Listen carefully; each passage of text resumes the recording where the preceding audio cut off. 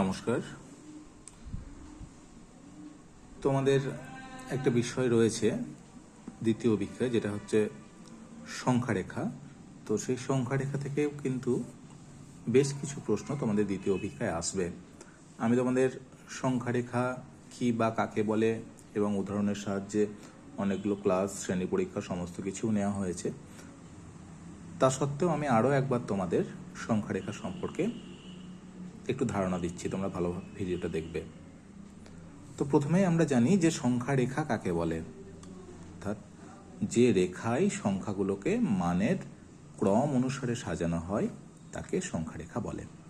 মানের ক্রম অনুসারে বলতে পরপর। দেখো, এই যে একটা রেখার দৈর্ঘ্য হচ্ছে অসীম, যার শেষ নেই।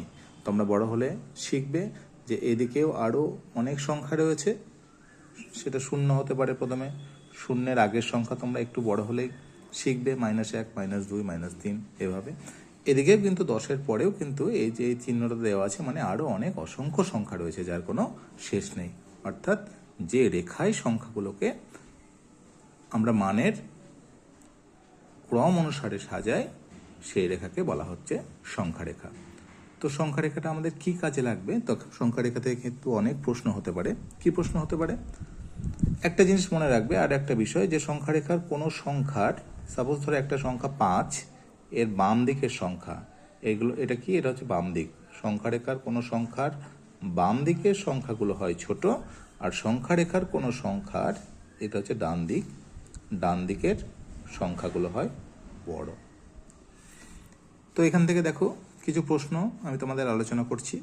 তোমাদেরকে যদি প্রশ্ন করা হয় যে 3 সংখ্যাটি 5-এর চেয়ে কত একক ছোট।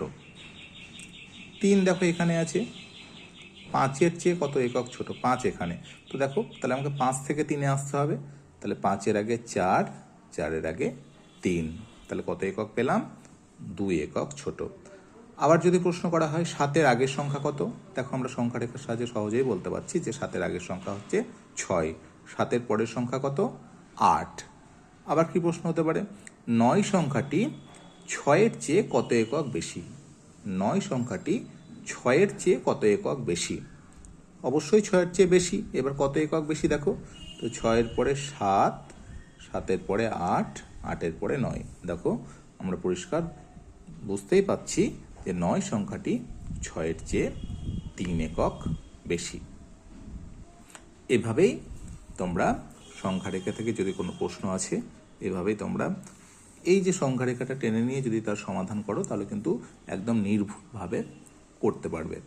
আরও একটা বিষয় দেখো, তোমাকে বলেছে হয়তো 1, 3 আর 5-এর পরের সংখ্যা কত? 1 বলেছে, 3 বলেছে আর 5 বলেছে। তাহলে দেখো, 1-এর পরে কিন্তু 2 বলেনি, তাহলে 1-এর পরে 2 বাদ দিয়ে 3, 3-এর পরে 4 বাদ দিয়ে 5, তাহলে আমাদের 5-এর পরের সংখ্যা 5-এর পরে 6 বাদ দিয়ে 7 হবে। তাহলে 1, 3, 5-এর পরের সংখ্যা হচ্ছে 7। আমাকে মাঝের সংখ্যা নির্ণয় করতে বলতে পারে 8 ও 6-এর মাঝের সংখ্যা কত? 7। আবার আমাকে বলতে পারে 2 আর 6-এর মাঝের সংখ্যা কত? 2 আর 6-এর মাঝের সংখ্যা আলাদা করে আমি লিখে নিতে পারি। কি বলেছে? 2 আর 6, 2, 3, 4, 5, 6। 2 আর 6-এর মাঝের সংখ্যা বার করতে বলেছে, আমি 2 আর 6 আলাদা করে তুলে নিলাম। অর্থাৎ যেখান থেকে বলেছে সেখান থেকে সংখ্যাগুলোকে পড়ব।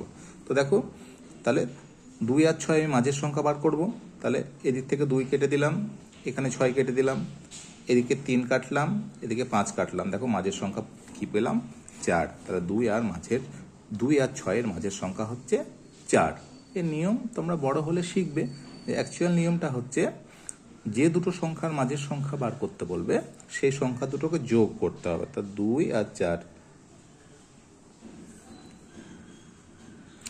2 আর 6-এর যোগ করে পেলাম 8। এবার 8কে যদি 2 দিয়ে ভাগ করে দিই, তাহলে কত হচ্ছে দেখো? 4 হচ্ছে। যেহেতু তোমাদের ভাগফল এখনো শেখানো হয়নি, তো আমরা এভাবেই কিন্তু আমরা করতে পারি যে 2 আর 6-এর মাঝের সংখ্যা, এদিকে 2 কাটলাম, এদিকে 6 কাটলাম, এদিকে 3 কাটলাম, এখানে 5 কাটলাম, পড়ে রইল 4। তাহলে 2 আর 6-এর মাঝের সংখ্যা হচ্ছে 4। এভাবেই সংখ্যা রেখা থেকে কিন্তু অনেক প্রশ্ন সমাধান তোমরা করতে পারো। সকলে ভালো থেকো, ভালোভাবে দ্বিতীয় ভিক্ষা দাও। সকলকে নমস্কার।